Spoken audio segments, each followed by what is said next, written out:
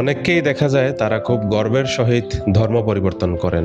এখানে একটি প্রশ্ন থেকে যায়, আসলে কি ধর্ম পরিবর্তন করা সম্ভব? যেমন আমরা সাধারণ বিজ্ঞানের বইতে পড়েছি, পারদের ধর্ম, আগুনের ধর্ম, লবণের ধর্ম, পানির ধর্ম ইত্যাদি। যেমন আগুনের ধর্ম দাহ্যতা, লবণের ধর্ম তিক্ততা, পানির ধর্ম তরলতা। এই সমস্ত ধর্ম কি পরিবর্তন করা সম্ভব? তাহলে মানুষের ধর্ম কিভাবে পরিবর্তন হয়? অতএব ধর্ম কি সেটা আগে জানুন।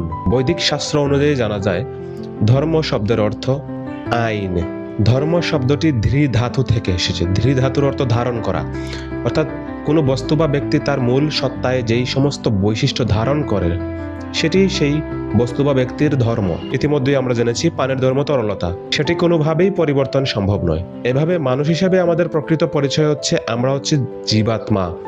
এই বাহ্যিক শরীরটি কেবলমাত্র জীবাত্মার আবরণ। সেই জীবাত্মার ধর্ম হচ্ছে পরমাত্মার নিকট শরণাগতি, পরমাত্মার সেবায় নিজেকে নিয়োজিত করা। তো সেই পরমাত্মাকে সমস্ত শাস্ত্র প্রমাণেই দেখা যায় সেই পরমাত্মা হচ্ছেন কৃষ্ণ। অর্থাৎ জীবাত্মা হিসেবে মানুষের প্রকৃত ধর্ম হচ্ছে পরমেশ্বর ভগবান শ্রীকৃষ্ণের সেবায় যুক্ত হওয়া। এটি সমস্ত জীবের সনাতন ধর্ম।